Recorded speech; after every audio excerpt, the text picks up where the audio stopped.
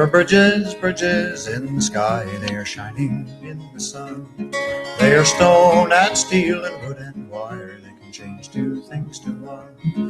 They are languages and letters, they are poetry and all. They are love and understanding, and they're better than a wall. They are languages and letters, they are poetry and all.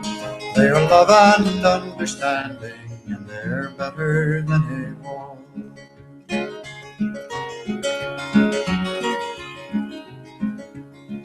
There are canyons, they are yawning in the night.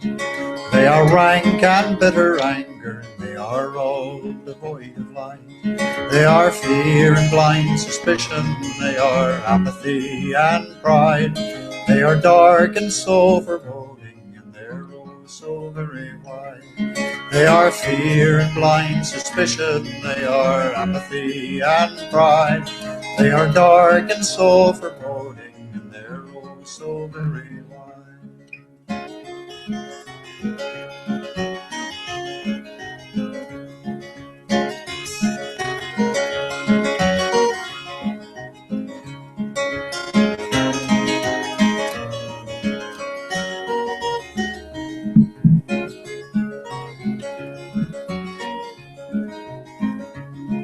Let us build a bridge of music, let us cross it with a song. Let us span another canyon, let us right another wrong. Oh, and if someone should ask us where we're off and bound today, we will tell them building bridges and be off and on our way.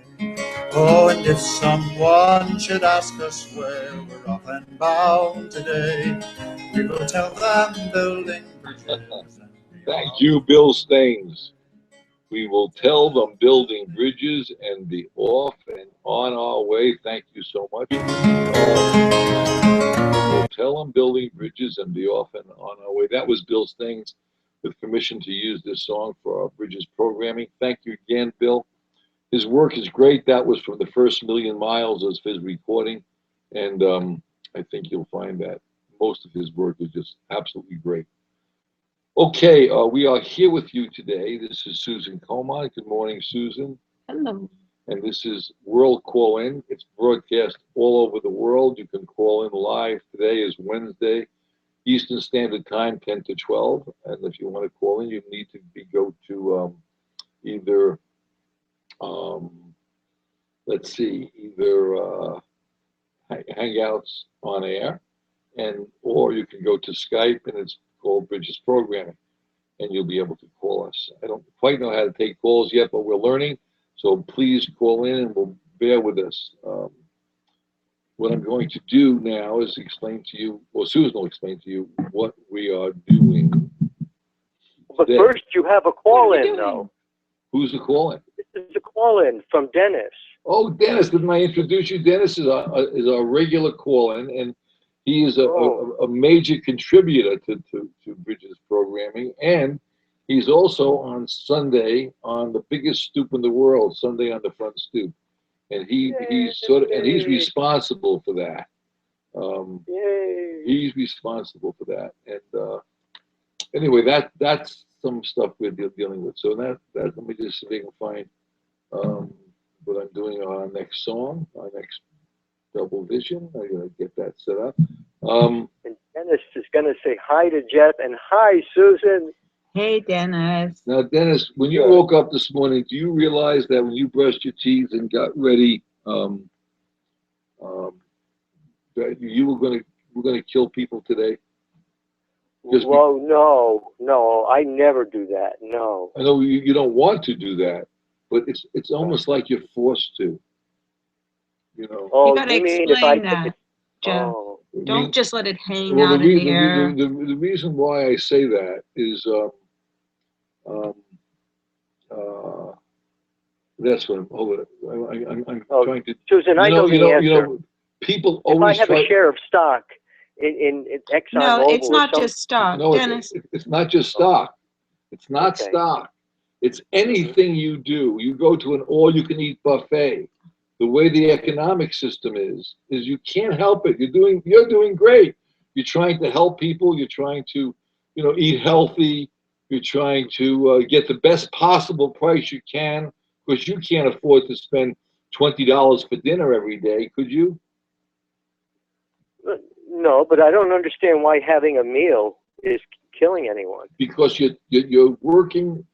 They're working so hard. Everyone is making sushi or making chicken or working in a factory where they prepare food and it's cheap, and they're working and they cut their arm because they have lousy working conditions and they bleed to death, or they can't get to the hospital, or they're growing vegetables and they're putting stuff on the ground that may be pesticides, or they get run over by a tractor. We are doing that because we have to make them work so many hours a day to stay alive in order to maintain the lifestyles that the developed countries are used to. Right, we're developed countries, and we demand to have our best foods for the cheapest price. We demand to have our best cars for the cheapest price. We demand to have our best computers for the cheapest price. That's why we are doing, and we don't want to kill people. We don't want to do that. That's really wrong. It's a bad thing to do, but we're doing it not because we want to. It's because the way we're in the economic system with everybody, and we can't. You can also say it's not unlike what the kings of old. It's really obvious when you think about empires and kings and pharaohs and stuff like that.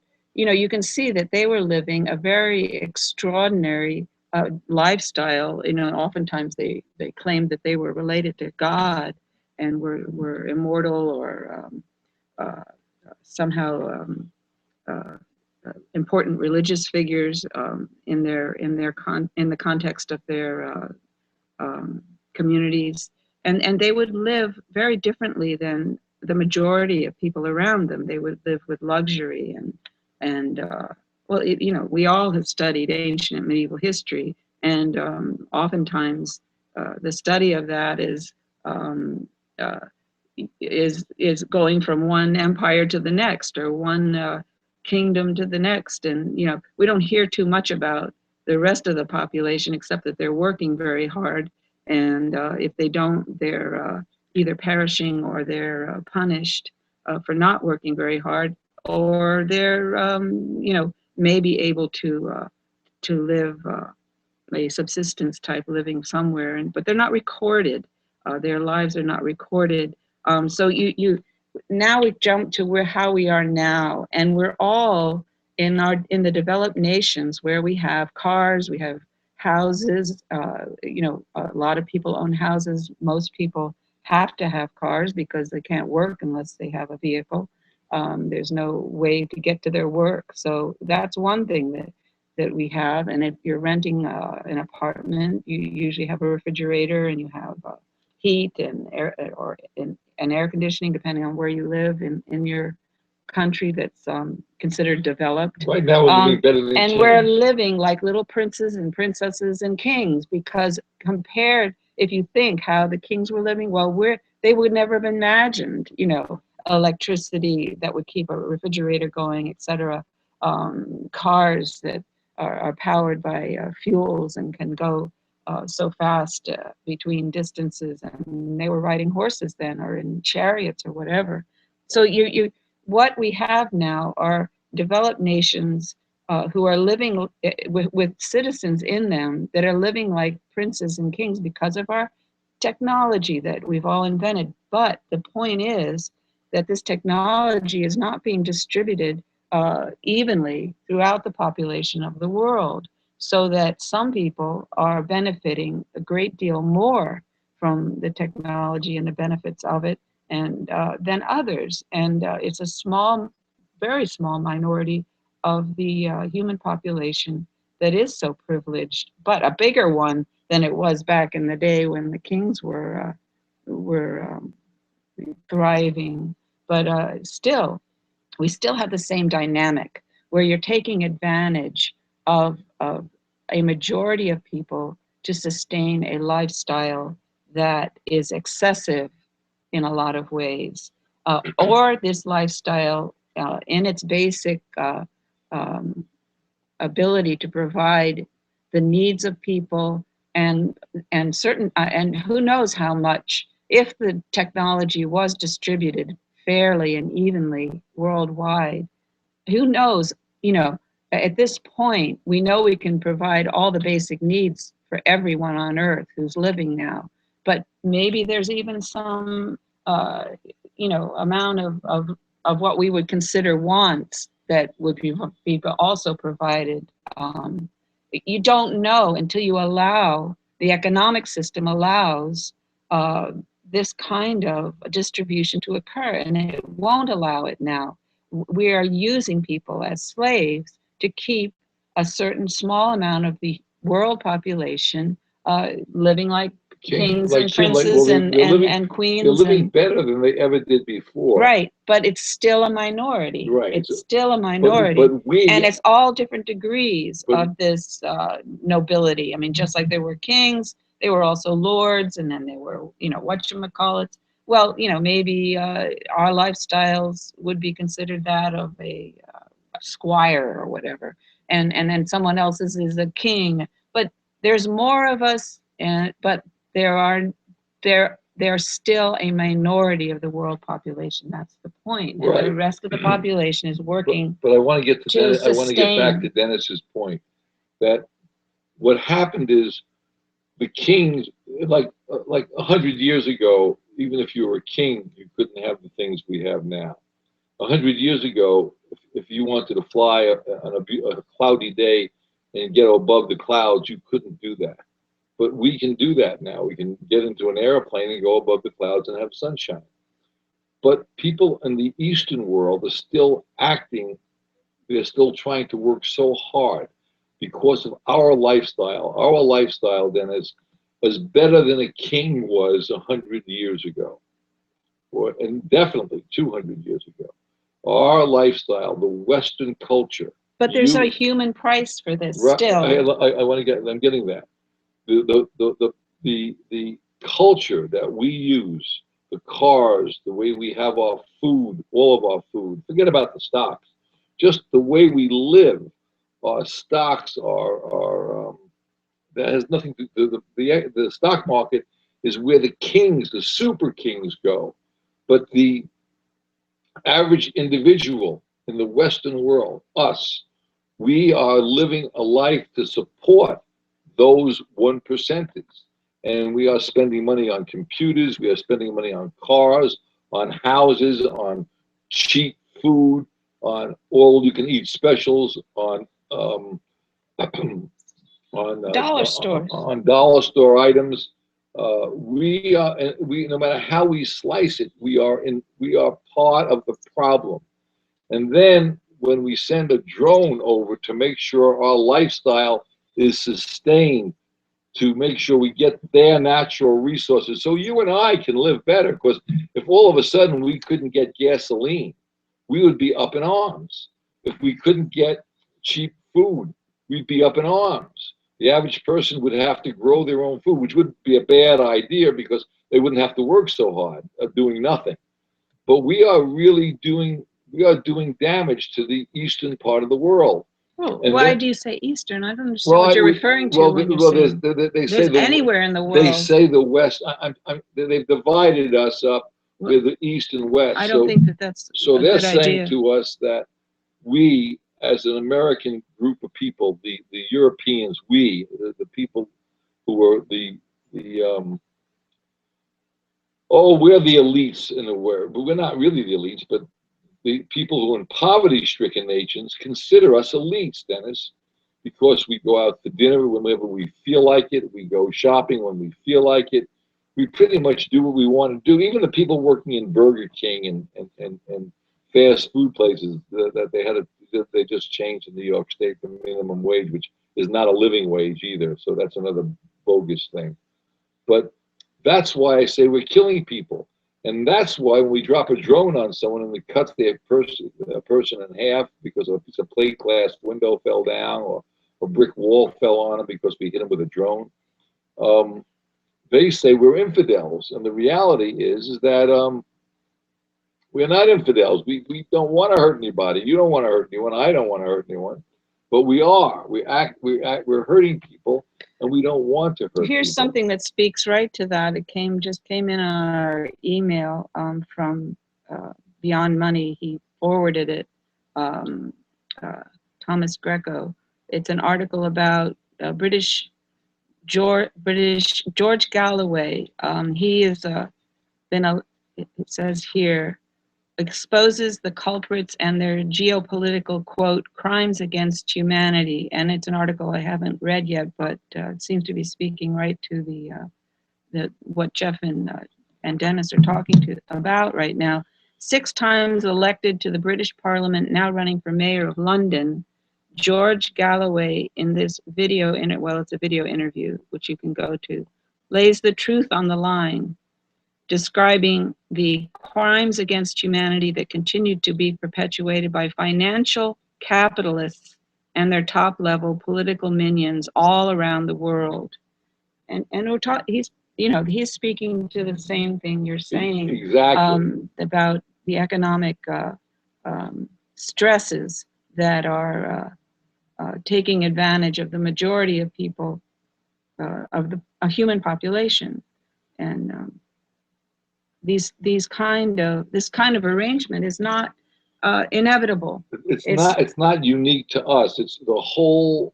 We've put people into slavery and actually death if they don't work hard enough. And when they do that, there's a major problem. There's a big problem, and we are part of it, Dennis. And once we face up to that, when we look in the mirror, and we realize we're killing people because of the economic system that we're involved with. Go ahead.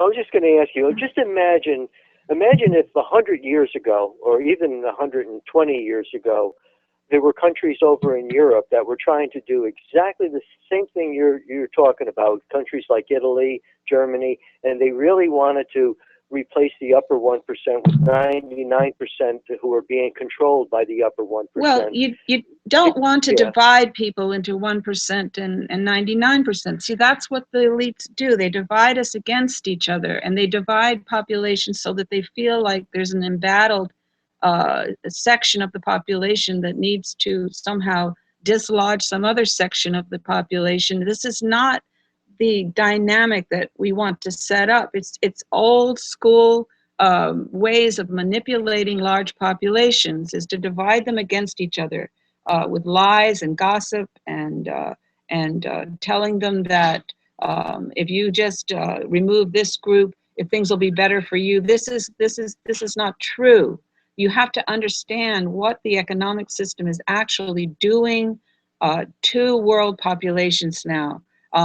There are people that are able to function in it better than others, and always have been from the beginning of how it was established. Maybe how long ago? A couple of hundred, thousands, or could be thousands of years ago. It depends on where you think that the economics started, and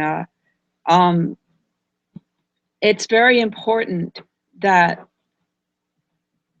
you understand economics in order to. And it doesn't have to be a complex understanding. It has to be a get to the very basis of what economics is. It's what it's supposed to be. It's supposed to be economical. It's supposed to do things in an economic way, meaning it's got to be efficient. Whatever technologies we have should be distributed in a fair and a fair way. Do you understand what I'm saying here? Yeah, I don't want to be talking, into the air. I want to. What Dennis, what she's trying to say is that what's happening. You don't want to turn populations and groups against each other. You don't want to you don't want to do that, because that is what has gotten us into this problem, and that's the old school techniques that have gotten us that are used by the capitalist economics that we're practicing. Against one another. And you can't use the same methods. That's insanity. that got us here, to try to get us out of this. We're all in the economics and on this planet together.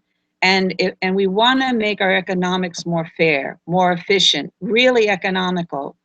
In order to do that, you have to look at the symptoms. You have to try to figure out. Go ahead. I'm listening to you because I want to answer you in a minute, but I want to be able to. You have to look and see. We know we don't want the symptom of. What are you doing? I want to be able to listen to Dennis. I'm sharing this. No, you're not. You can't do that I'm because not wishing this on anybody. Okay, well, listen. Here you are. Anyway, we have just have a guest that walked in today, listen and to this, this is distract. I will if I have to. Okay. This is. But anyway, it's been very distracting. But anyway, I don't want this to happen. I'm not wishing. Do you see what I'm trying to say? Yes, well, Dennis is talking now. But if it is happening, that's my point. Have you ever heard of a group called Occupy? There's Occupy Wall Street all over the world. Dennis, what Susan was trying to say, and I really got to get this out there. Did you refresh your screen yet? Because we had a guest just walk in. Oh, well, I'm going to refresh my screen, okay? Okay. And okay, no, go ahead. I'd like to meet your guest too. Once you refresh, I didn't set up one more headset, so so Susan doesn't have a headset, so she can't hear you. I'm going to give her back the headset in a minute. But anyway, what Susan was trying to say, is simple enough that if there's always going to be people who want to make more. They want more, and there's nothing wrong with that. So to condemn them as they're bad people, it's a mistake. What we need to do is we need to make sure all human beings have their basic needs met. Does that make sense to you? Oh, it makes sense to Dennis, yes. Okay. Did you get your screen refreshed so you can see who's here? Oh, yeah, I see Brian in blue.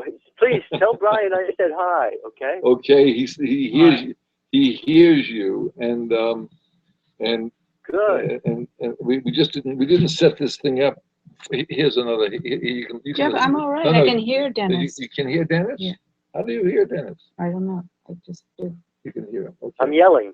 No, okay. It's very hot up here because we didn't want to turn the fans on, and we don't have air conditioning up in the studio, but it's quite hot. So, hello, Brian. Welcome to the program. Hello, Brian. Glad to be here. Yay. I just tell want to Brian, thank you for waiting. Look, we're going to take a little bit of a break here. I think we need to regroup and get another headset out. It's time for a break. I'm going to go. We're going to play a 5-minute song here by, it looks like Alien Folk Life, and they gave us permission to use this. Joan Crosby and Paul Joan Crosby and Paul Mercer, and they wrote our energy song for us many years ago as well.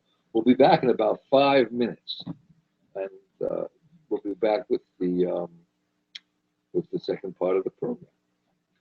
Okay, Dennis, here we go. And I'm going to try to put this on mute for a minute and see if this will work.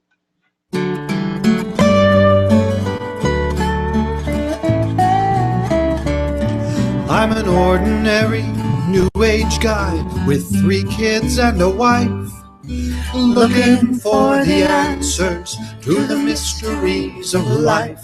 I've regressed through 13 lifetimes to try and make amends, and on Wednesdays I go drumming with my new age friends. I know that life's a journey. Happened yesterday that left me feeling strange. I was going to buy some crystals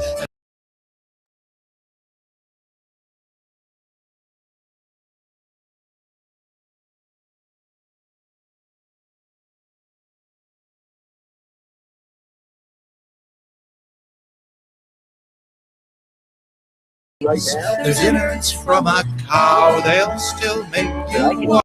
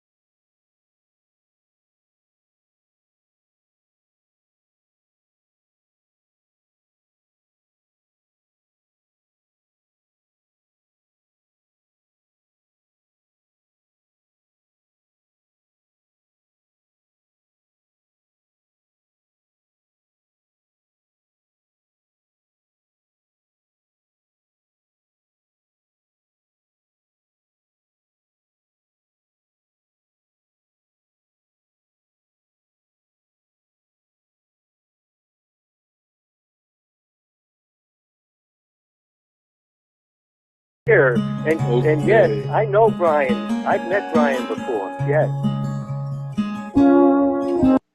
Okay, that was alien. That wasn't. Well, that's not going to work. That you need to you need to listen. I can hear Dennis. How can you hear that? Through your Okay, earmuffs, I can hear okay, Dennis. good enough. All right, let me go back to where I belong here. Well, this is a test. We only have we show how many listeners we have on here now, and the problem is that once this is a live broadcast, so we can take in calls. We get it. We're looking for more programmers, and over the week on this program, we do have about between 3,000 and 5,000 hits. We don't know how many people actually listen, but we really want to get. We really would like to get more programmers here to talk about humanitarian issues, and that's the whole point of the looking for. Okay, I want to get the next song set up. And this is a gypsy operation. We're trying to do this whole thing. You're trying to promote it, and you're saying it's a gypsy Yeah, but we need operation. more help. We can't do this all by ourselves. And I'm working. When you see what I'm doing is I'm working a mouse now.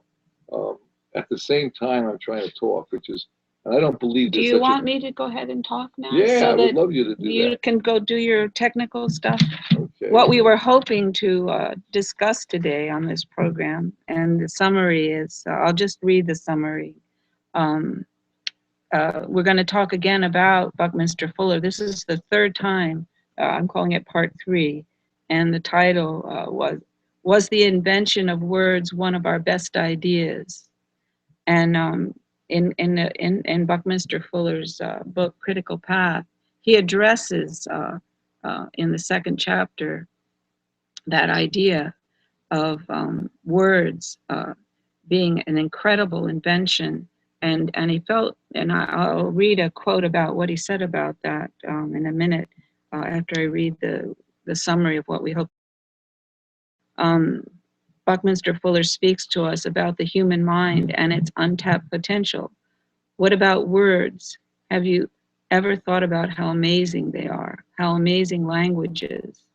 Let's go there and see what we find. And what Buckminster Fuller said about that is, quote, people must have been in critical life-sustaining need to have invented words. And when you read the rest of the material around that quote in chapter 2, I think it's around page 25 that statement is made. But when you read what he means by that is that for a long period of human history, we were not using words. We were intelligent. And he says we had, probably equivalent intelligence that we have now, not too very different, but we were not using words. We were making pictures on walls about what we wanted to communicate to the other people in our group, like, the type of cave drawings that we're aware of that have come to us through history, through all this time. There's a few places where these drawings and paintings are preserved, just by chance. And this was the way that people communicated with each other. It was these drawings. They were not writing words on the walls. It's not like today's graffiti, which is quite fascinating. But this was what they were doing. They were making actual pictures. And actual pictures was the beginning of creating words. But they were pictures. They were not writing, directions in words how to find the animal they were that they wanted to kill so they could survive through the winter, and have enough meat, have the fur, the hides for their clothing, and also for making shelters, their tent structures or whatever. If have studied in any depth, and I'm certainly a novice at it, but the way that ancient peoples lived, this is the record that they were making. It was a pictorial record. It becomes much more sophisticated as the hundreds and thousands of years pass, but this need for words, this very intricate way that we communicate now in languages and in writing them down, and this he's saying there must have been a critical point in human history that pushed us into that language, the need for language, and it was a critical life-sustaining need to have invented this sophisticated form of communication, and it still is a critical need, and to speak with honesty and try to and clarity about a subject like how our economic system is operating and how it's impacting most of the people on this planet right now it's an important thing that we have this ability to communicate, but we're being distracted, we're being lied to, we're even lying to each other because we don't even know what the real facts are, because we're not being allowed to even think about it for the most part, the kind of damage that economics can do, and it's worldwide, and we're being told that Greece is at fault for the way that its economics is failing, that the Greek people are at fault. This is not true.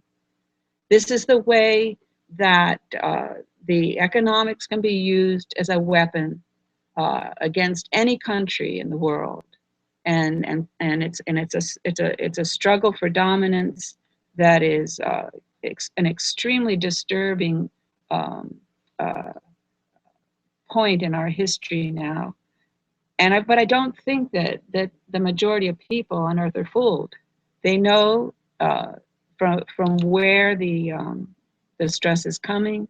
They live with it every day, with their commute or with their inability to get work, or their the needs of their families not being met. And it's important that we use this incredible invention of human minds, words, communicating with language. This is our vehicle for trying to begin to understand the trouble with each other and how things are working. There's the trouble with this, and the trouble with it is that we've been schooled, we've been trained that from birth. We've been trained that the rule of law is the way we must go. But in the economic system, they're not looking at the human law. I mean, humanity's law, nature's law. I mean, you can't change the fact that we are going to live about 80 years of age. You can't change that. You can't dictate you're going to live longer.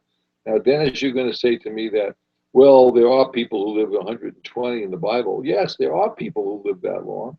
And we don't even know if that is right, but we don't know too many of those people on our life today. We all know that.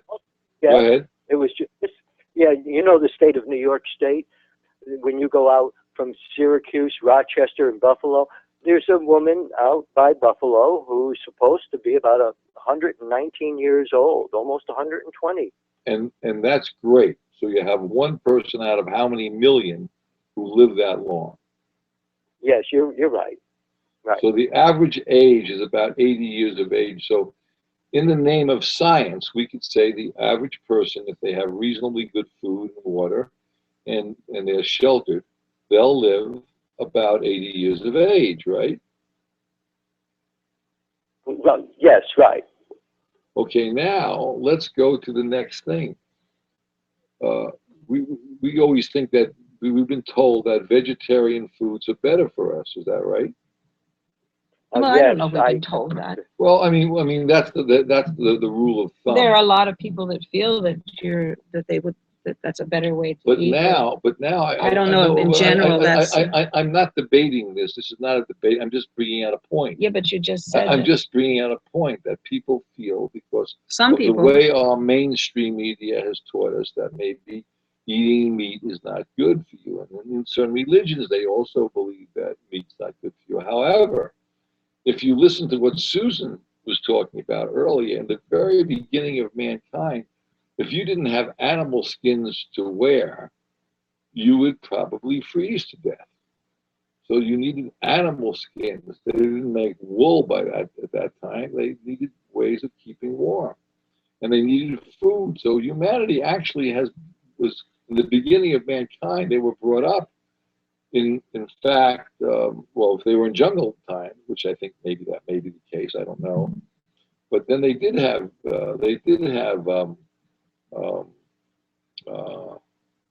vegetarian food. But as we moved on, progressed, we needed shelter and we needed clothes. We needed these things, otherwise we would die. And we've learned how to deal with all this as a species, as a human species. But what's also developed when we went to language, once there was all these languages developed around the world, different languages, different parts of the world but they all had a language, whether it's French or English or Dutch or There was a need for it. There was a need to communicate more so than just the actual graphics. So, or the teaching, face to face and things like that. But then the kings learned how to manipulate that, and the church with the propagandas, and everybody we're propagandizing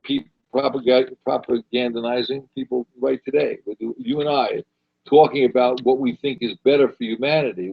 That's a propagandize. We're doing the same thing. The question is, we're not trying to capitalize on anybody. We're trying to make humanity have basic needs met. Now, you mentioned the 1%ers earlier and Occupy groups, right? Oh, yes, correct. Now, the Occupy people are very simply saying that it's not fair what's going on. We are playing your game of Monopoly or musical chairs, and you decided to go to cheaper labor and scratch the fact that I spent my 5 years going to college and getting a job and taking out a loan and paying off my loan and doing all the things in your rules. That was a scam right there. And then they played the game, and then they're mad at the kings or the great pirates, as Buckey calls them, for changing the rules and changing the rules of the game and going to where there's even cheaper labor that you and I are using every single day. When we go to the dollar store, or we go get cheaper gasoline for our automobiles, or we decide to go to the all-you-can-eat buffet, or we decide to get the best stocks we can to make the most money we can, we are hurting people around the world. But that's what we're trained to do. You're not a bad person for going to an all-you-can-eat buffet, and I'm not a bad person for trying to build solar panels or to try to do the best thing I can, or buy the cheapest computer I can get so I can do programming to try to get a message out. I don't think I'm a bad person for that, but I know I face the fact that when I wake up in the morning, because of my economic system, I am killing people every day of the week. And that's a problem. Let me just mention, though, when you talked about going to a buffet, I think you could go to have a meal just about anywhere. You're not hurting people as much as when someone handed you one stock in ExxonMobil, and if that oil from over in the Middle East, if we're getting that oil at a good price and we're putting our troops over there and people over in the Middle East are dying, that's much worse than anywhere at all that you go to lunch. No, that's not true. It's simply not true. Because without the oil, you couldn't have your food. Wow. You couldn't have it delivered. Without the oil, I can't go out in the backyard and have fruits or vegetables. But we're not But you're not doing that. You're going to a place. Most people can't do You're that. going to a place that where They live in cities. You're going to a place that where you're going to a place that has to have food delivered. You could not produce the food in your backyard, or most people couldn't produce the food in their backyard. Look at the people in the all-you-can-eat buffet and ask them how many of them have gardens in their yard. I can guarantee you, I'm guessing now, this is not, probably 7 out of 10 can't have buffets in their backyard. So they have to depend upon fossil fuels to get the cheap food.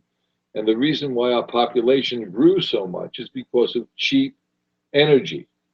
And without cheap energy, the population would have probably not been as great. Without cheap energy, and Buckey says this, and Buckey talks about this, cheap energy was, he compared it to an egg. And I listened to, we're going to be putting a program up shortly by Stephen Seiden, where he did a presentation about Buckey. So what about the egg? He said, energy, cheap energy was like us being in an eggshell, and we took the energy as though that was our nutrition, and we now use that energy, and we use that to grow. Now that we broke out of the shell and grew to another level, if we continue to try to use the fossil fuel energy, that will kill us. It'll perish us. So we need to get to the next phase. But I agree. But everything we're doing in the economic system is using that energy. And if we don't change the basic flaw of the basic problem of the economic system, then we have in fact not done anything different. We can't get campaign finance reform. We can't do it.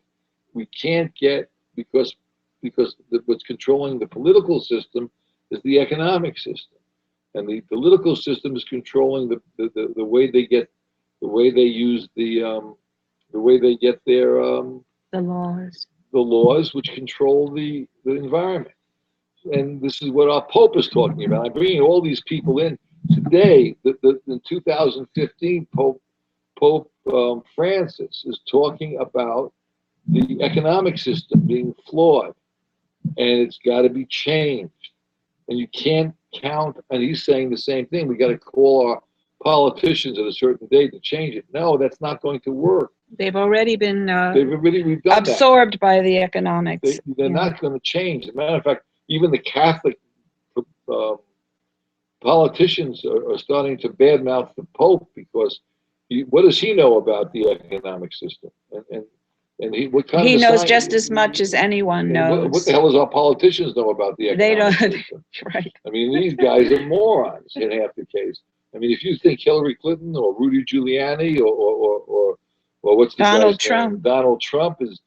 Donald Trump was just the guy who inherited a lot of money, and he's taking his money and using it to buy media. And the way he buys media, by the way, is very simply, he uses his money to use fossil fuels to bring in cheap food and beer and wine and booze to the people who are doing the PR, and they're following him around like a puppy dog and buying into his crapola. It's an endless party. And he's part of the economic system, and he's the worst part.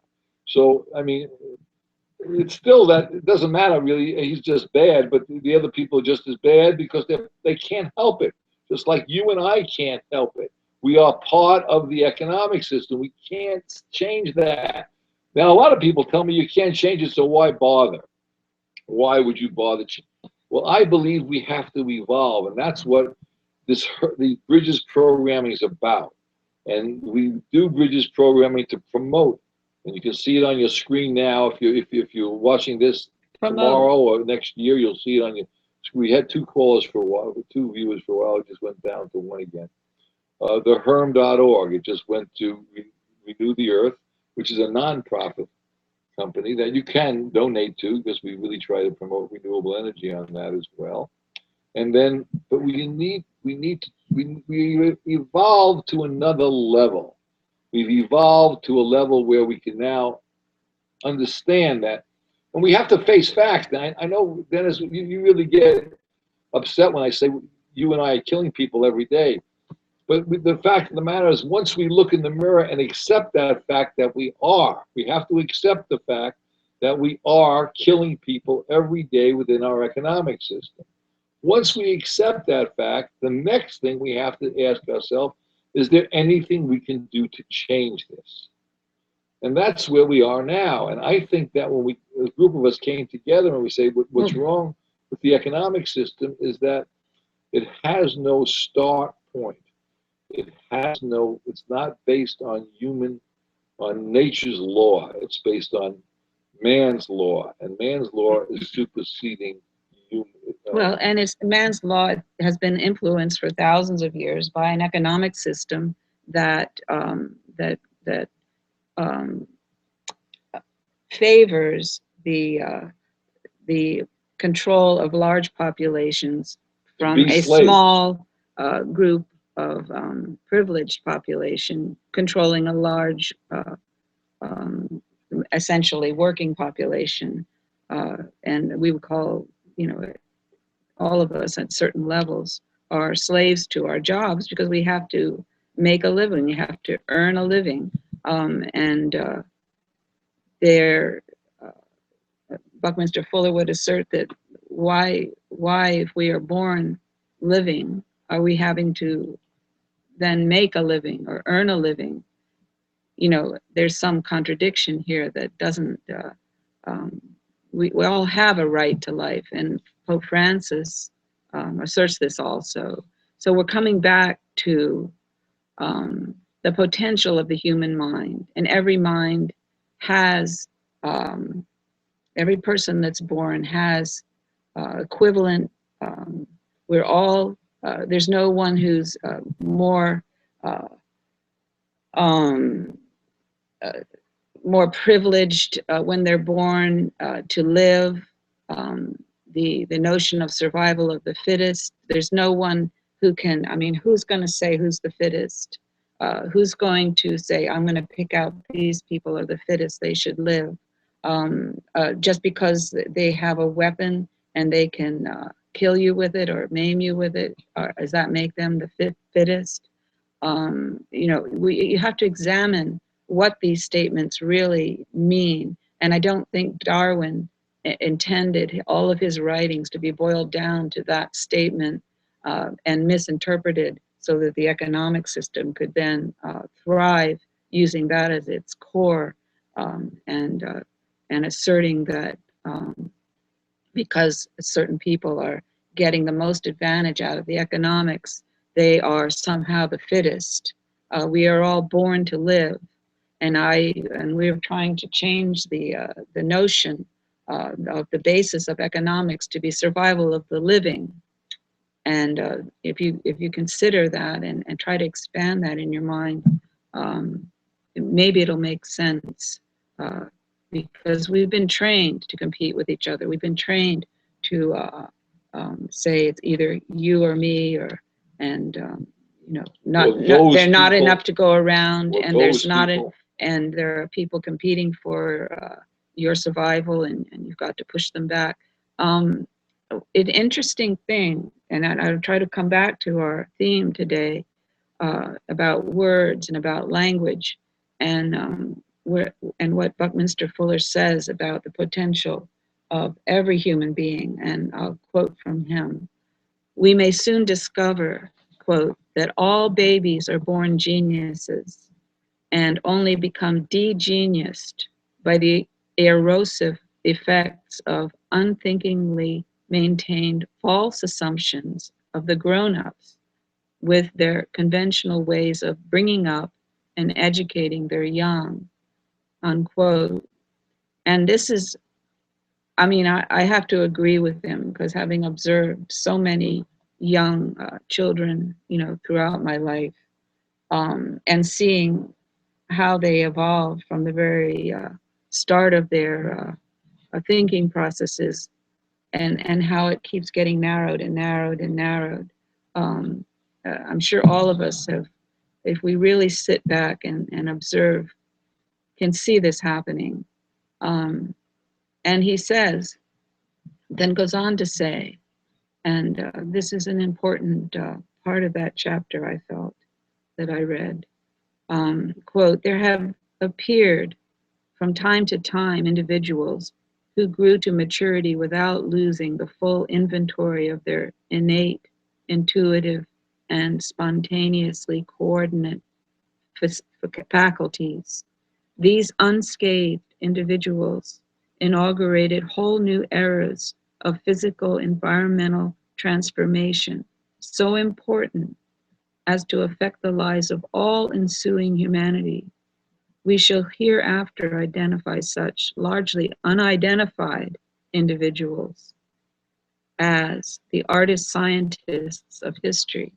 And they are unidentified for the most part. The individuals that history picks out are simply, as they say, the tip of the iceberg as far as the type of creative influences that were really pushing humanity forward. There's a huge amount of things going on that are never recorded. And he goes on to say, since the dawn of human history, there have been a number of importantly distinct periods of historical transformation. Each of these eras has been opened by the artist scientist. And it makes you wonder, you know, if we weren't being suppressed by the economics, by the demand for most of our functioning and highly functioning years from the 20s to our late 60s, being absorbed in commuting and working at jobs that most people work at jobs that they do not enjoy. They hate. But many hours commuting, many hours working there in buildings where they are not exposed to nature. This will drain any person of their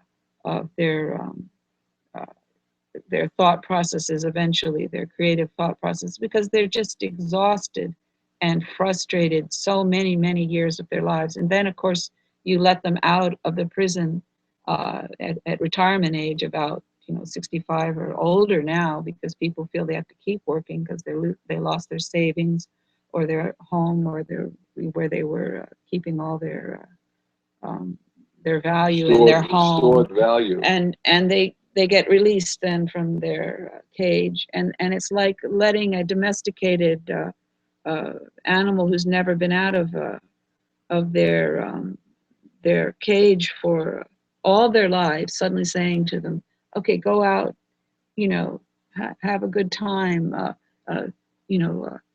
go ahead and try to function outside of these constructs that they've been in the majority of their lives, and try to remember what it was that you were interested in before you started working in this system.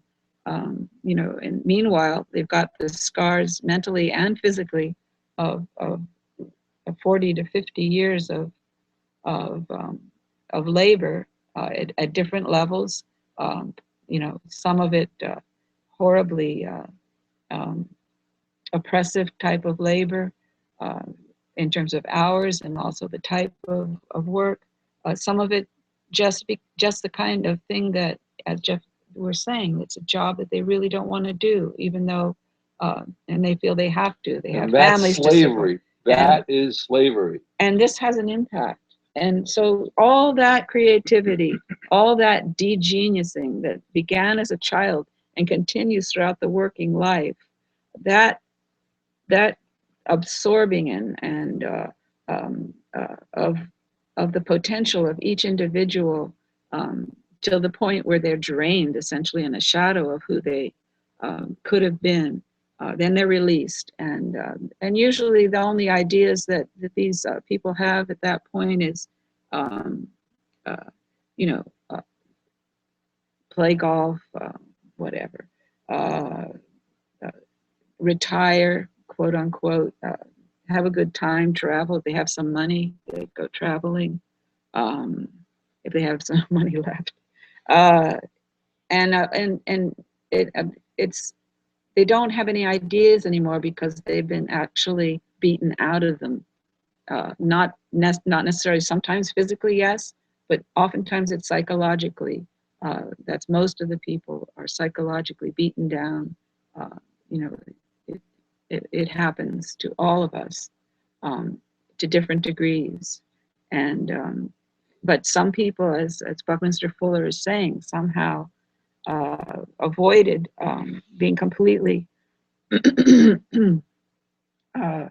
degeniused, as he says, and they didn't lose their, quote, full inventory of their intuitive and spontaneously coordinate facilities, as he calls them, and they do make a contribution. Imagine how many contributions to the betterment, to doing things better, could be made if we weren't so oppressed by the way economics is conducted in our present history. And we're saying that the way out of this is to use this complex mind, these amazing words and ability that we have to communicate. We're doing the best we can to try to get this in front of people, to consider that we can change things. And we don't want to pit groups against groups. This is not going to work. We want economics to become economical. We want survival of the living. We want the economics to be serving humanity, not only a small percentage of humanity as it is now. We were almost to the halfway mark on the program, but I just lost my, let's see, where are we? We're going to be back here. This is in good company from the Foothills Trio, and they gave us permission to use this song. It's called "We the People," and we all try to come together. Now, the problem I'm running into with the way the systems work is we can't open up our minds enough.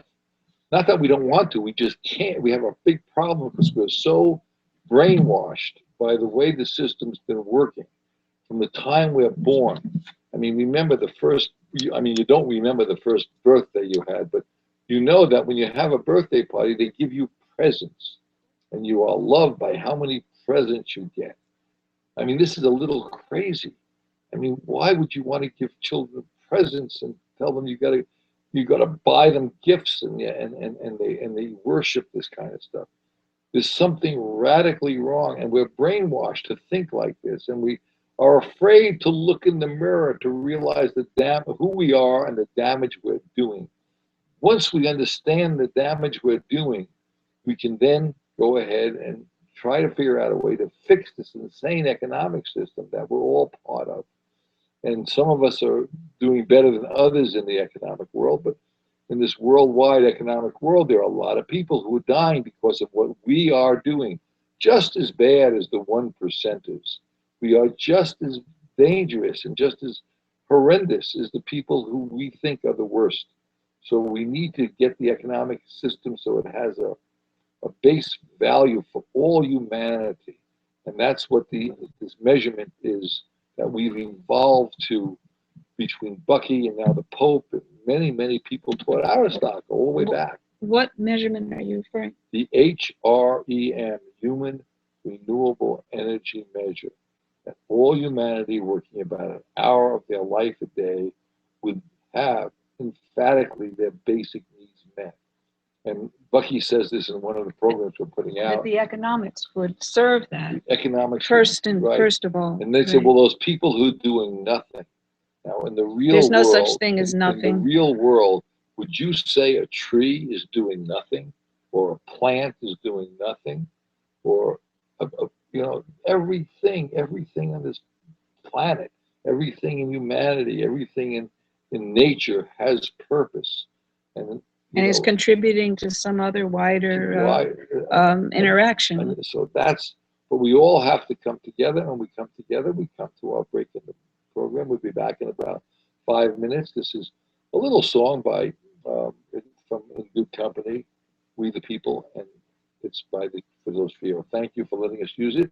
We've asked permission for this to use this as well. Thank you.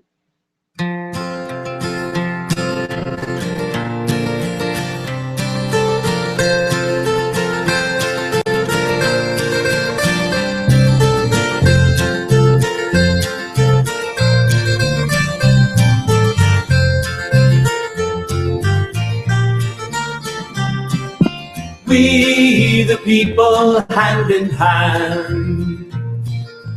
We the people understand that there's an answer, there's a way. We the people have to say. So send the orders to prepare. That we the people do declare. Send the good news, send the word. We the people will be heard. We the people everywhere. There's a message in the air, and it's moving across the land. And if you listen, you can hear it well, my friend. We know the time has come to take our heads out of the sand. 'Cause if we don't, the chance might never come again. The future is a reason, not building ways to war. And the time has come for reason to be heard. The purpose of the people's what this declaration's for. It's why our fathers told us, word for word, let it be heard. We the people, hand in hand. We the people understand that there's an answer, there's a way. We the people have to say. So send the orders to prepare. That we the people do declare. Send the good news, send the word. We the people will be heard. We the people everywhere. And we won't accept excuses, and we won't accept the lies of those who lead our nations into hell. It's time to call the bluff and say to them, enough's enough. It's time we all should hear the tolling of the bell. And it's time to feed the hungry, and it's time to heal the pain, and it's time to beat our weapons into plows. It's time to hear the voices that have risen once again. It's the voices of the people, clear and loud, singing proud. We the people, hand in hand. We the people understand that there's an answer, there's a way. We the people have to say. So send the orders to prepare. That we the people do declare. Send the good news, send the word. We the people will be heard. We the people everywhere. We the people, hand in hand. We the people understand that there's an answer, there's a way. We the people have to say. So send the orders to prepare. That we the people do declare. Send the good news, send the word. We the people will be heard. We the people, we the people, we the people everywhere. Where?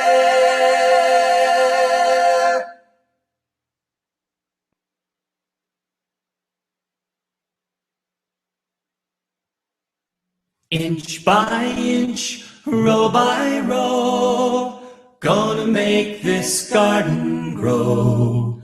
All it takes is a rake and a hoe and a piece of fertile ground. Inch by inch, row by row.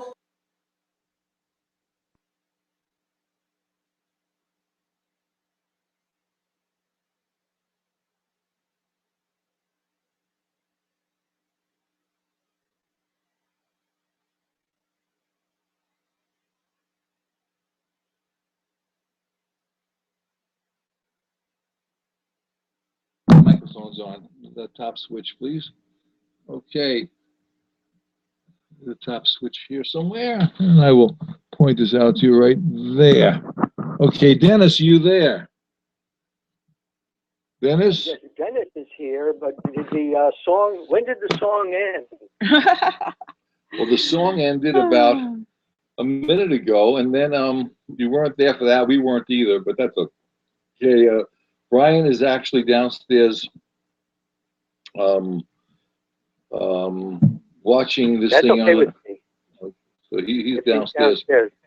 He's got his own computer now that he's watching. The next song I'm going to try to pull over would be Dennis, you know, when the music ends like that, sometimes we're not here to pick up. Just start talking and that'll be fine.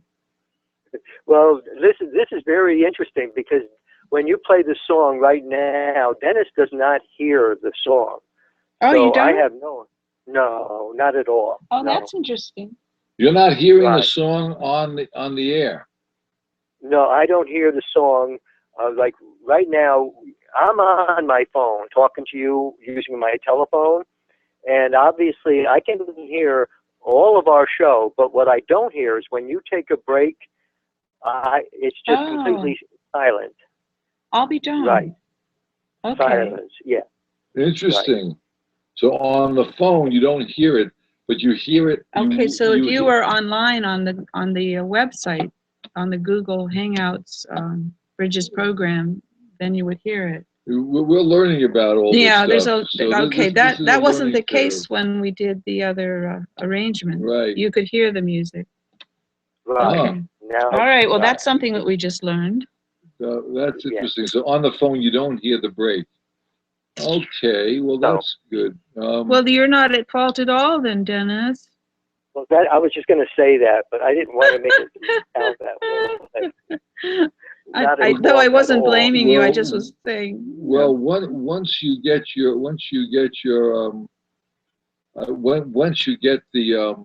I think it's track 5. Okay, once you get your once you get on. I have an answer for your question. You don't even have to finish your question. I have the answer for it. Go ahead. That would not help because if I'm watching this online, yes, it's at least 20 seconds delay. Okay, so if I'm watching this and if the song ends, and even if I start talking as if I know you're not going to come in, I'll still be 20 seconds late. No, that's better than us, I guess. Being more than 20 seconds late. No, you won't, because if you joined us on Google Hangouts right now, it would be you wouldn't be on a 20-second delay. You would be actually on our program directly, not via phone. See, right now you're going through a Skype call that goes to a satellite, then it goes back to you. And it's not connected to Hangouts on air. But if you actually tuned into Hangouts on air with your computer and you had headsets on the same way we do, it would be real time. You would be real time, and you'd be able to hear the programming you would hear the music as well. And then if we walked out of the room, you would hear what's going on the actual program, and therefore it would work. You wouldn't have that 20-second delay. The 20-second delay would be using Google Hangouts, correct? No, you'd be using Hangouts on Air, which is a Google product. It's a Chrome product, yes. So I'm just, and I didn't realize you couldn't hear it over the phone. I thought you were hearing everything through our same sound card. But understand something. I'm an old guy and I don't know what I'm doing with this stuff. I count on young people telling us to showing us what's happening. So this is, Well, other people are trying to use this kind of technology. Right. Maybe our mistakes will be helpful to them to so figure out what's going on with whatever we're they're just doing. trying to, we're just trying to, And we're getting used to this new format. So, do you want to go back to the subject? yes, that we're please. talking about? We're going to go back to our initial And we'll still, and you topic. can struggle with your technology, on the side here. Good. Thanks. Okay, I'm going to bring up another quote to get us going from Buckminster Fuller from his book Critical Path. And here it is.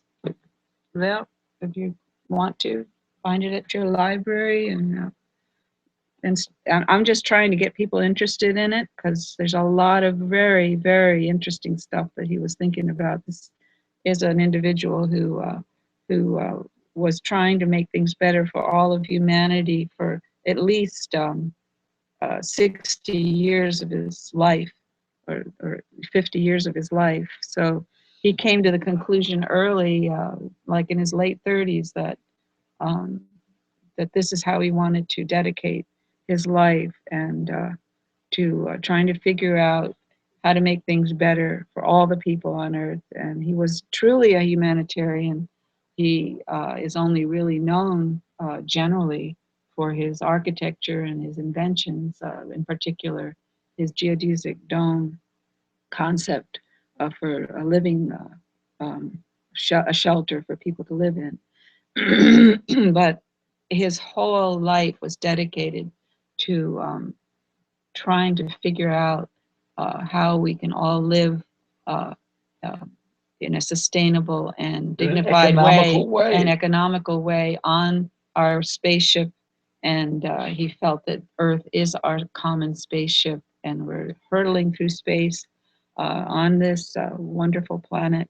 And we are alive. We're all alive who are conscious at this time, and hearing each other and speaking to each other.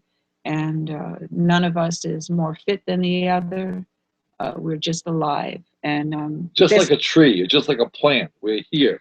We're taking in oxygen. We're expelling carbon dioxide. We are the tree just, is. we are like a tree. We are a plant, but we have something. Expelling oxygen. We're expelling carbon dioxide for the tree. You got it. But now, but I was getting confused. But the reality is that we have a brain. Like any animal, we have something a little unique. And let me go back to the carbon dioxide oxygen thing, because it just brought something. Because just this notion that people, okay, if you don't whip them and make them work in the economics and against each other and compete and all this, and they won't work, and they'll be lazy, and it'll be entropy, and everything will run down, and all this. Just by breathing, by being alive, we are breathing out carbon dioxide that is essential for the plants on this planet. And then you've got a cycle. Nothing would be living green around us if it weren't for the expelling of carbon dioxide. Not too much, not too little, by mammals, by us, and right now there are how many 7 billion people on the Earth? We're expelling a lot of carbon dioxide. Plus, the stuff the carbons that you don't want to go in the atmosphere. But that's another subject. But I'm just saying, just by breathing, we're keeping plants alive. And these plants are keeping us alive. And this is the essential. They take in the CO2, the energy from the sun, and this is the complete cycle. Yeah, well, that's what I'm saying. We're breathing out the CO2. They're breathing out oxygen to us. This is a complete cycle right there. Including the sun for the energy source. Now the trouble with fossil fuel is it puts out too much CO2. So nobody's doing nothing. Just by being alive and breathing, you're not doing nothing. But we use the fossil fuel as our incubator, just like we're in an egg. Now, I know, Dennis, you like to think about outer space a lot, right? Oh, yes. And it's very interesting what you're saying about the carbon dioxide. Yes, I like to think about outer space. Yes. Okay, now, can you imagine that we know about how many billions of planets there are, maybe even trillions. Lots and lots of planets. There's trillions of planets out there. So can't you imagine that we are, in fact, a spaceship? The Earth, well, the planet.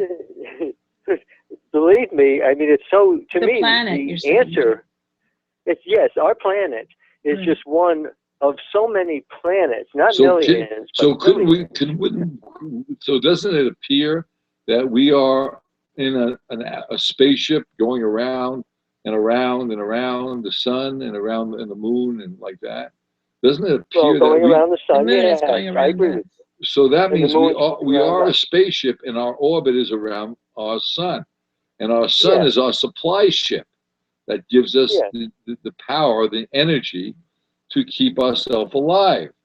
That's what Right. Buckey is saying. We got to resurrect Buckey. We're going to really try hard to resurrect Buckey, because now the Pope, in today's date, the Pope is saying the same things. And we've evolved, I think, we've evolved to a point where we understand all this. So what I'm And suggesting, we can look around ourselves and start to assess where we've gotten to at this point and where we want to go. I'll read another quote from Well, go Buckminster ahead. Fuller to get us back on track for what the Before you do, potential Susan, of our minds before is. you Just read a minute, that, Dennis, Susan, please. Just a minute. that's more than a The minute, environment, though. Okay, quote, 1 the minute. environment. Okay, 60 seconds. Go ahead. Go ahead. I'm counting. 60 seconds. 59. 58. Okay, go ahead, Go Dennis. ahead. What was it you wanted to say? Oh no, I was just going to say that there's so many planets out there that we really, wow, I'm losing my memory now. I can get back to it when you're done reading. But it's just that there's so many planets out there that we really are ruining our planet. That sun has so much energy. It's unbelievable. This time of the year, if in our part of the planet, if this is summer, people say it's too hot. Well, all of that heat, all that energy from the sun can be converted using solar panels into electrical, all kinds. You can have air conditioning to keep your house cooler. And, we could even pay for those solar panels. Did you remember when our President Obama said our troops were coming home in 2013? And then he said, no, 2015, and now it's 2016. but Dennis, that has nothing to do. You wouldn't believe, Jeff. You wouldn't believe how much this has to do with it, because if we brought all of our troops home, 58% of our federal tax dollars, 58, over half of our federal taxes goes to the military. If we really did bring our troops home the way we were supposed to in 2013, 14, then that money could be going to solar panels. So we only have to pay 10% ourselves. Federal taxes could be paying 90% of the solar panels. And, once they're up there, what's that going to do? What's that going to do for the people we are killing to get the batteries, to get the cobalt, to get the glass, the properties to make the solar panels? What is that going to do for the probably 2/3, or let's say 1/3, without being, I don't want to exaggerate, we're killing 1/3 of the population trying to get the materials to make that solar panels and those batteries out of other countries, and we're killing people that. So is that fair? So much better. But no, is that so fair? Much better than what's happening right now. Yes, but is that fair? Is that fair to the people? But we're still killing people in Africa. We're still killing people in Syria. We're still killing people in the economic system. So do you consider it may be better, but is it fair to have another person die for what we think is better? That's an interesting point. We should have. I think also just okay, but if nobody's dying, right. then how do we get there? Susan will answer that. Well, I don't know. I had another comment I wanted to make, actually. Let Susan. But I was trying to comment on what Dennis said about bringing our troops back, as our President Obama promising when he was elected almost 8 years ago. But even if we have brought all our troops, out of the war arena, that doesn't mean that wars will stop, Dennis, because the economics demands that wars continue. It is a symptom of the way that we conduct economics now. Even if we come to our senses and say, okay, we're not going to participate in wars, we can't stop participating in wars because they're a symptom of our economics, the way it's conducted. I'm sure you can see that really, these conflicts around the world are for the natural resources that modern life, whatever you want to call it, in developed countries demands, and it's distributed unfairly. It's not distributed throughout the populations of the world. It's only held in a small percentage of the population's hands, because that's the way that capitalism works. All the, it's all the all the riches, the profit from the work and the riches is siphoned into the hands of a few, and that is the way it works. The rest of us, we benefit. Some populations more than others, but it's a trickle down. It's just like Ronald Reagan said. It's the crumbs and the trickle down. They give the crumbs. That's coming. I want to get the rest of the population. Get to Dennis's point, because he's making a point here. You are saying to me and to everybody, and you saying the same things that I've said for years, that renewable energy will definitely help our environment, and it will definitely help the economic system.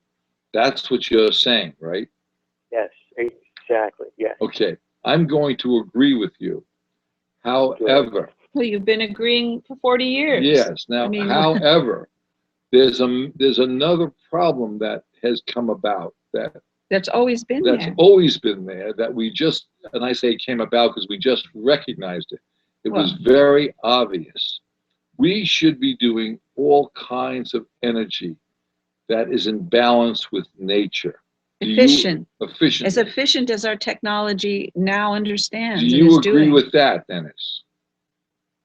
Why isn't it happening?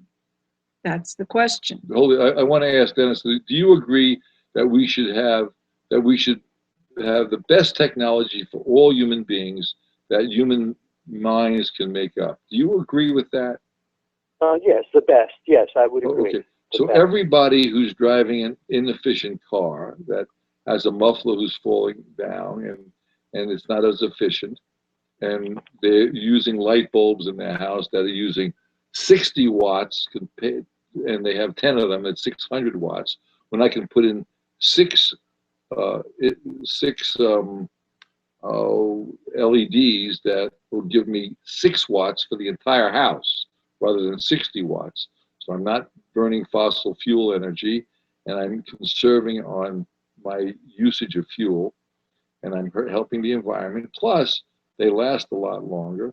What is stopping this from happening is not the tax structure, because the amount, supposing we're paying $1 million worth of taxes, every human being, but there's no value on what the dollar is worth in the real world.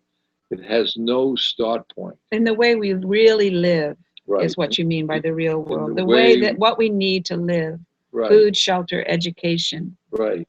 And so that in turn, so you really can't base it on anything. And if you can't base it on anything, well, they base it on stuff, but it's stuff that's like power and control and how much money you can hoard in a share of this or that stock or in your bank. These are not things that are benefiting humanity or moving our common living conditions on Earth forward to a more sustainable and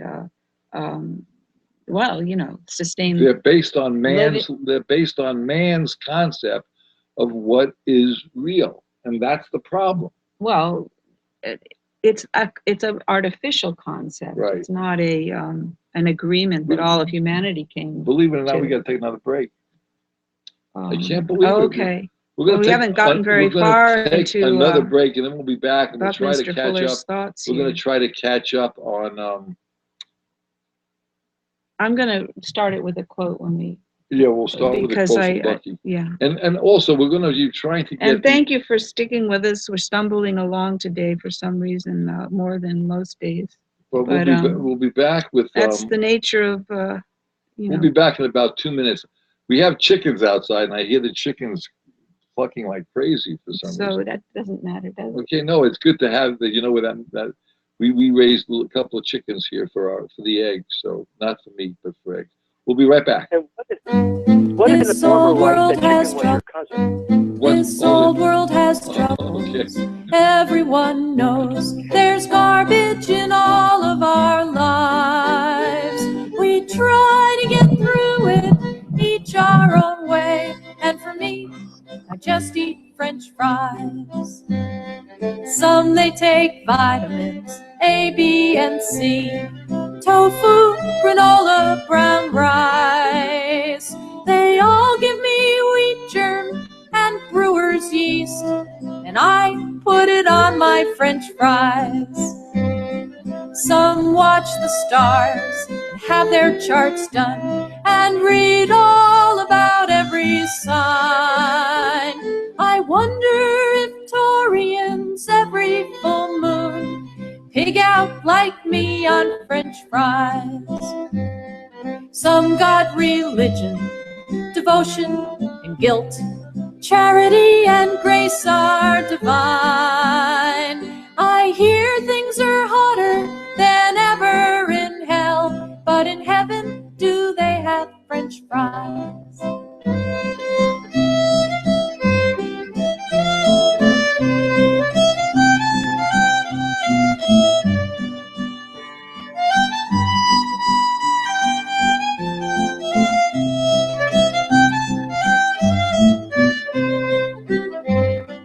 Some say the armies, the bombs, and the guns will one day save all of our lives. I don't believe it. Heat up your pans, make peace, and lots of French fries. This old world has troubles. Everyone knows there's garbage in all of our lives. We try to get through it, each our own way. And for me, I just eat French fries.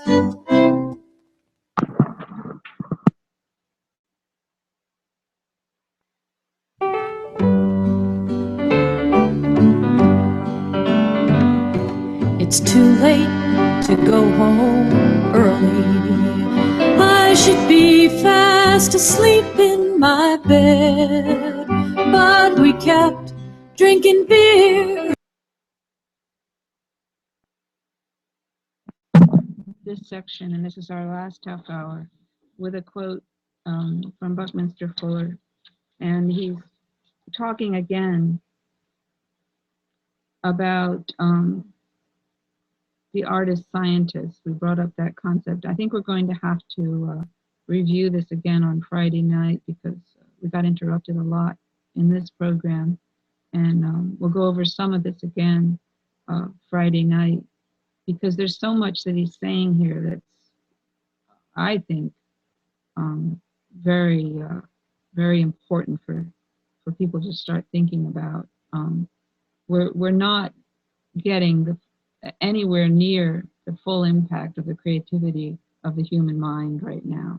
It's being suppressed by our economic, the way that we practice economics and the way it wastes the lives of most of the people on this earth. And let me read this quote from Buckminster Fuller. The environment, everything that is, quote, not me, unquote, is subdivisible into two parts, physical and metaphysical.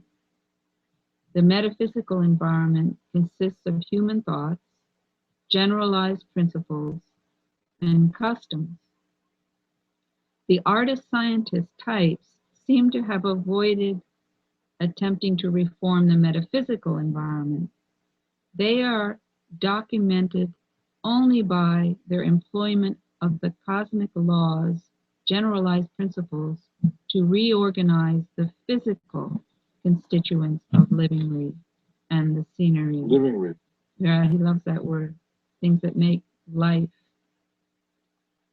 Quote, the artist-scientist apparently assumed intuitively that a more man-favoring rearrangement of the environment would be conducive to humanity's spontaneous self-realization of its higher potentials, unquote. Higher potentials, I wish I could always remember that phrase, and that's what we're aiming for, higher potentials for humanity and living on this planet, living in general. But he's saying here that the individuals who have somehow been able to sustain some of their, or a lot of their mental capacity and haven't been beaten down, this artist-scientist type that he describes, they're not trying to change the metaphysical environment, the things that we generally accept as true now, or the generalized laws and principles and our customs. They're not trying to change the way people are behaving within the context of their present day. What they're trying to do is find the physical, generalized principles of things, the things that are physical, to reorganize the physical constituents of living, and his definition of living is anything that promotes life. Well, no, he assumed intuitively that a more man-favoring rearrangement, and when he says man-favoring, that really rang a bell in my mind, because right now we are, as a species, a natural force on Earth. We are like a hurricane, or a something that has a world impacting type of effect, and planet impacting effect, and we're impacting other species, we're impacting natural resources, we're impacting the atmosphere with the way that we're behaving on Earth. And that's why he's saying that in order, if you favor better things for all of humanity, the higher potentials, the better quality of life for all of humanity, you're going to eliminate a lot of the symptoms of the kind of economics, what's forcing us into certain symptoms. This economic system is forcing us into symptoms of war, symptoms of scarcity, symptoms of poverty, symptoms of pitting one group against another.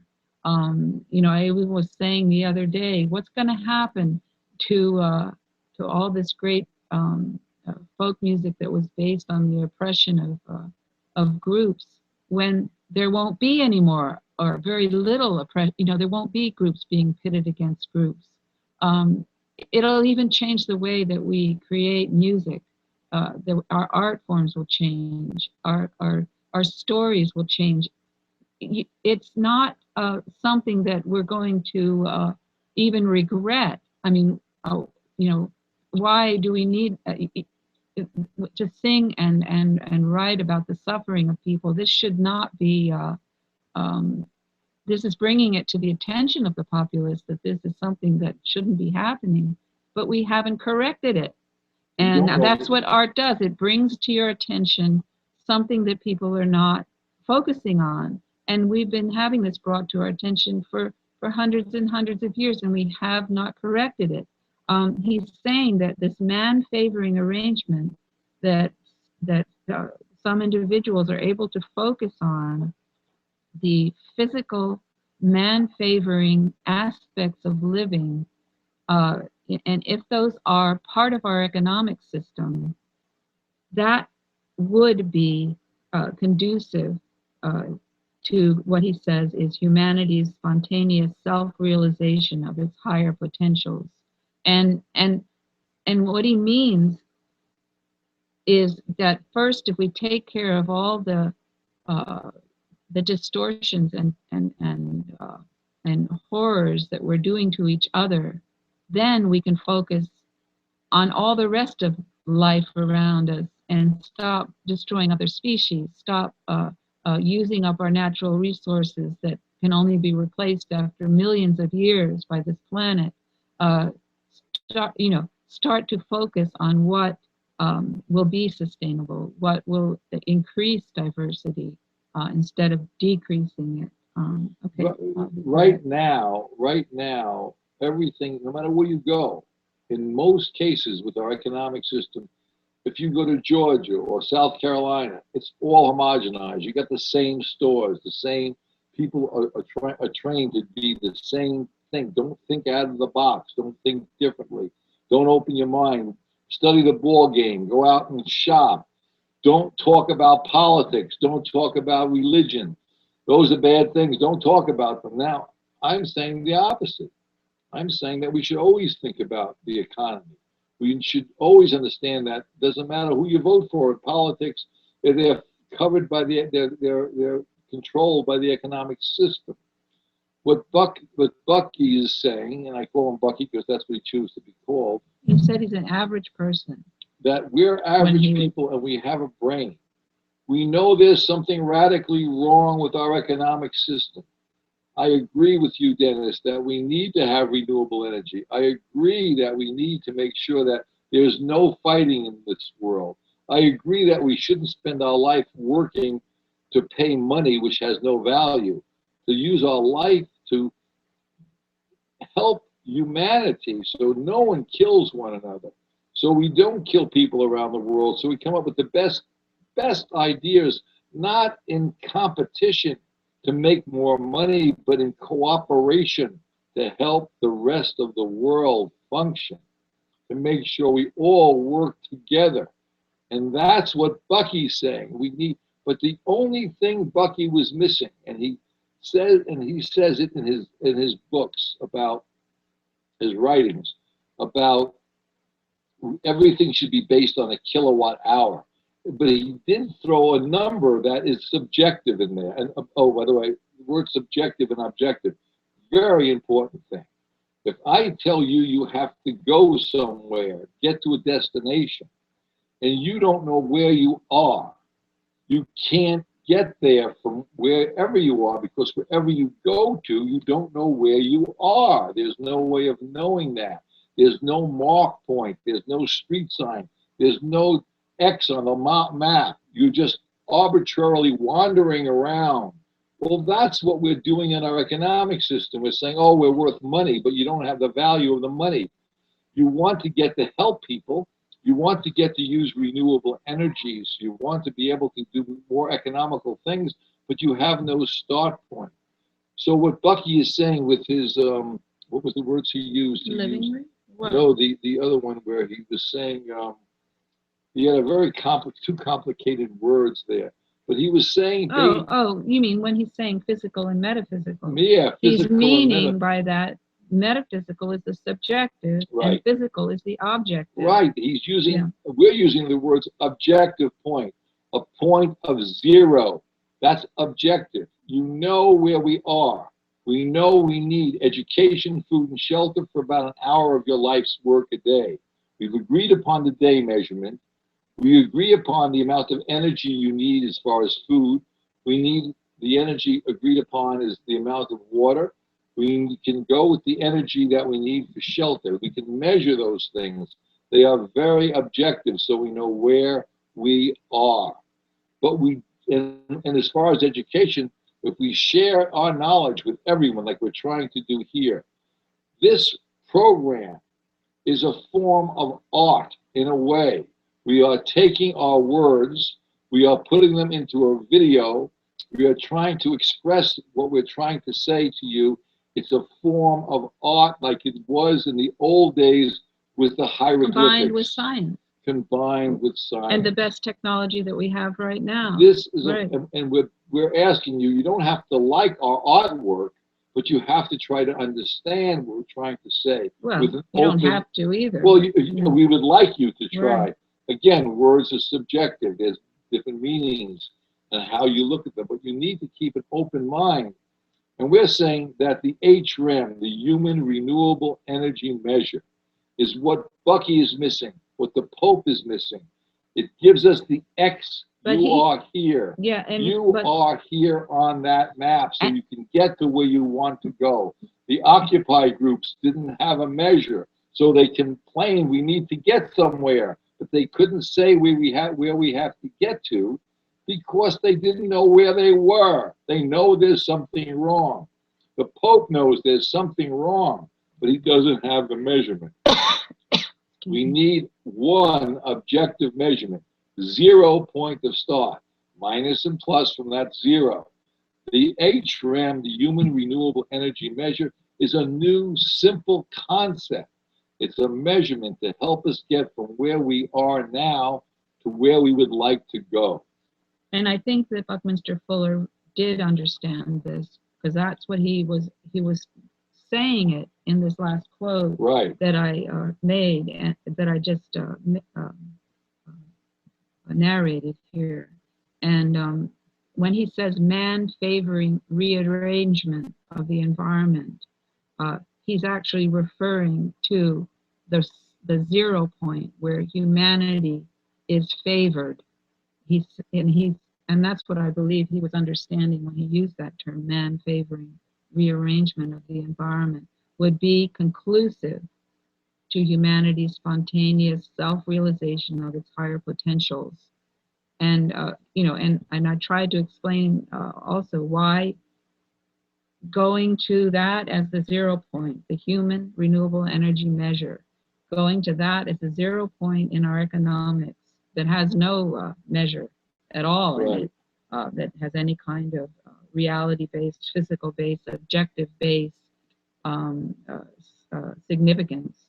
But by doing that, you will then, the whole thing will start to rotate and function within the laws that nature has figured out over billions and billions of years of trial and error and diversity and amazing dynamics that it's gone through to the point where we were able to evolve. I think it's really interesting that he refers to individuals who have somehow escaped the brainwashing and the incredibly debilitating effects of economics as it's been a practice for thousands of years. That he calls them scientist artists. And that combination is the physical as we understand it in the scientist, and the artist is the intuitive mind. And he says both these things are essential. And of course, the artist then will come to physically manipulating things to make whatever it is they intuit.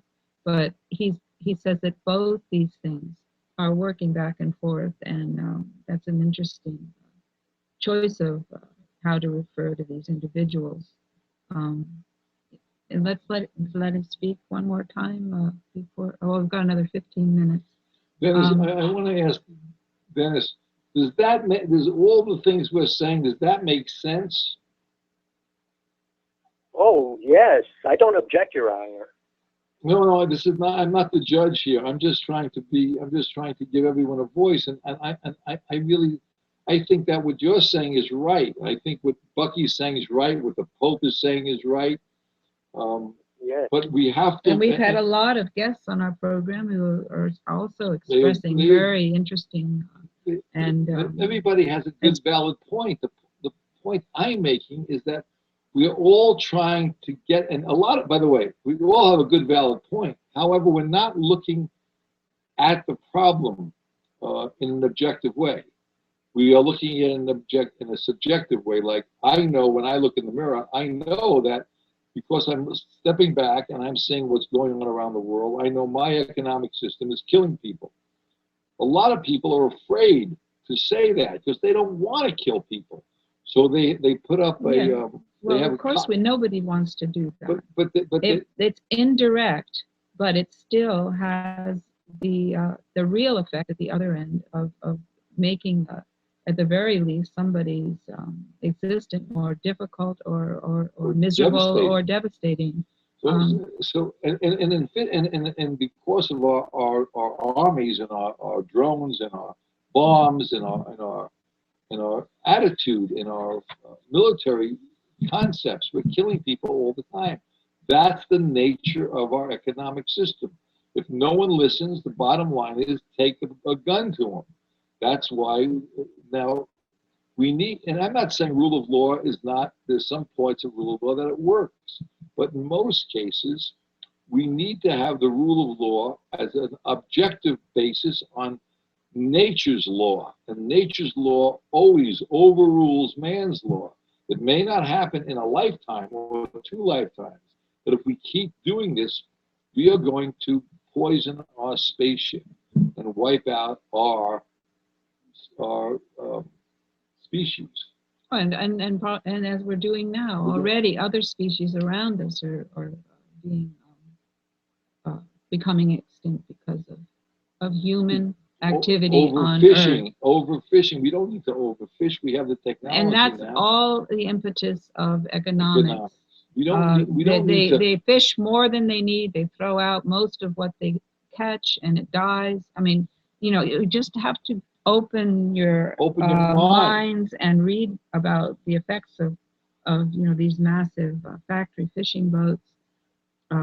But I would like to read one more quote from Buckminster Fuller, and that's probably all we'll be able to discuss at this point. Quote, physiology and biology make it clear that at the outset of graphically recorded history, a universally illiterate, but probably not unintelligent humanity was endowed with innate and spontaneously self-regenerative drives of hunger, thirst, and species regeneration. So I'm going to stop there. And when he says here, it's clear that at the outset of graphically recorded recorded history, he's saying that pictures were the record at the beginning, civilization. at the start, graphically. The history was recorded graphically. But he's saying that universally, the humanity at that time, it might have been considered illiterate, but probably not unintelligent. And it was endowed with innate and spontaneously self-regenerative drives of hunger, thirst, and species regeneration. And we're saying that it's the same today.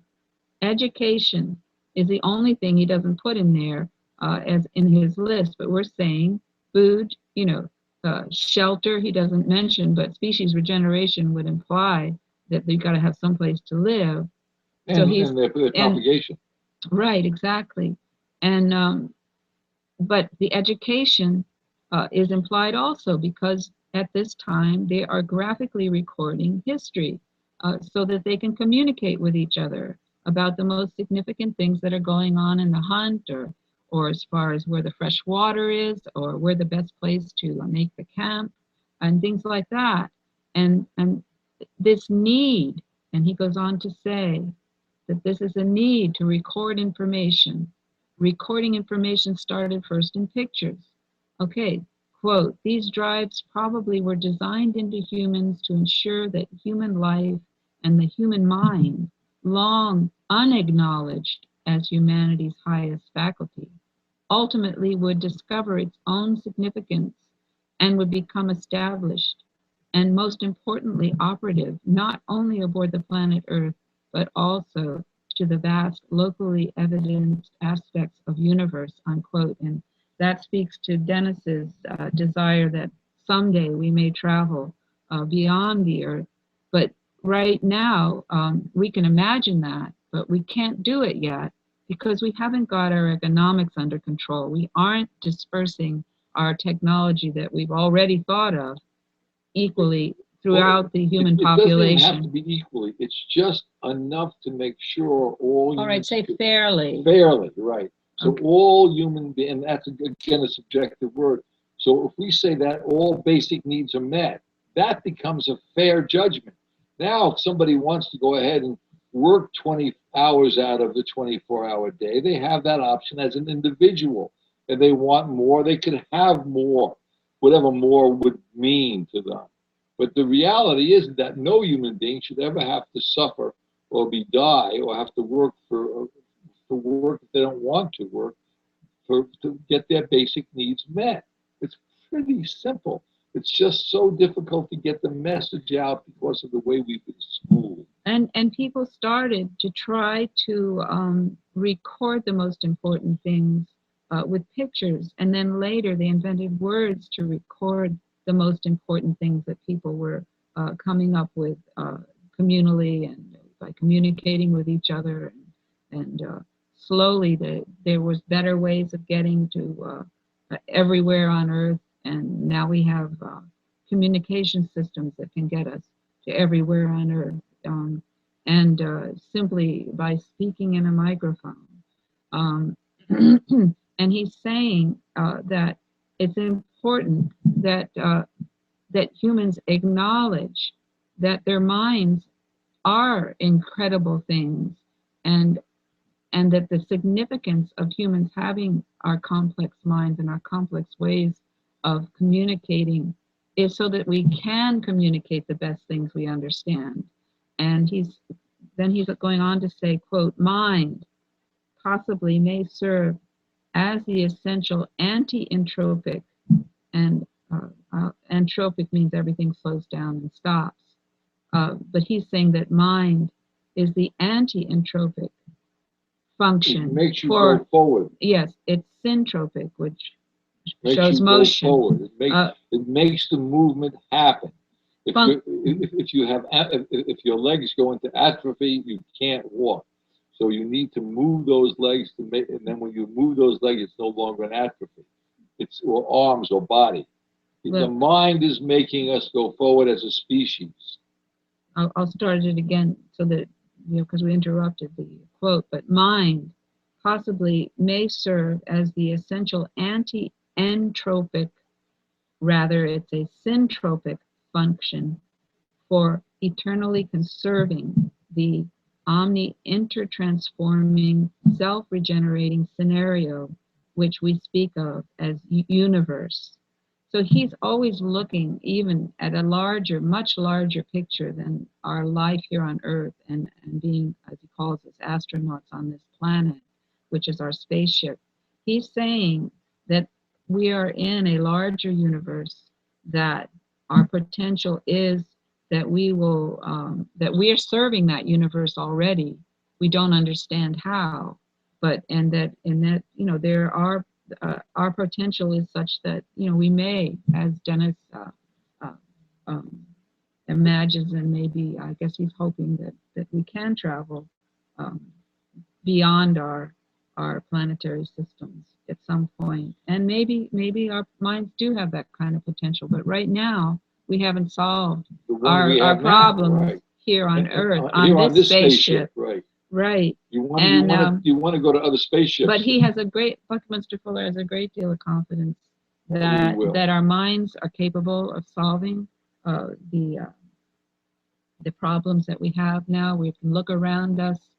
We can communicate worldwide with the type of technology that we have now, and stimulate minds, in other parts of the world to think in terms of, what is going to be, what was the way that he put it here, realizing our higher potentials as a species.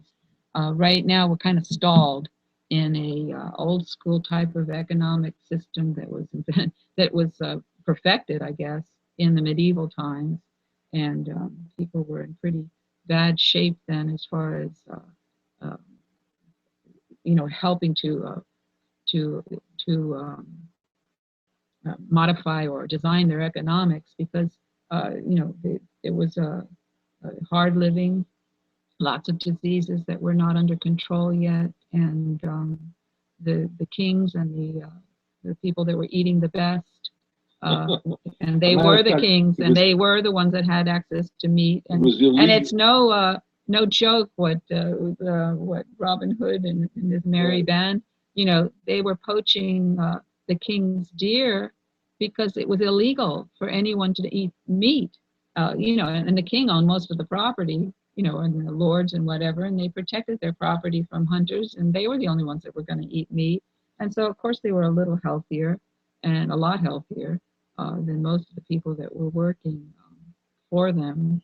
And the bandits out in the woods were considered poachers, when they took a deer to survive. We're going out. We're going out. We're running out of time. All right. Thank you very much. We'll revisit this on Friday night. Because they closed the factory. You try to stretch your paycheck, but it's never quite enough. Oh, energy, energy. It all comes down to energy. You wonder where the money's gone. Well, here's some fuel for thought.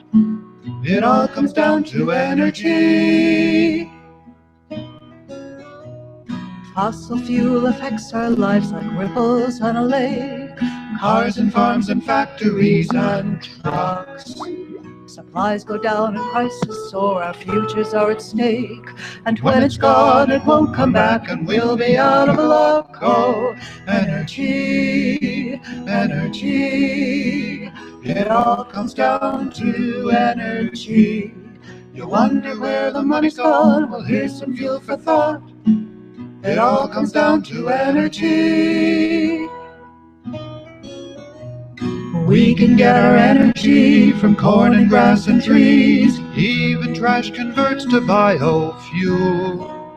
Break loose from the stranglehold of oil companies. Renewables can fuel the world. We're here to spread the news. Oh, energy, energy. It all comes down to energy. You wonder where the money's gone. Well, here's some fuel for thought. It all comes down to energy.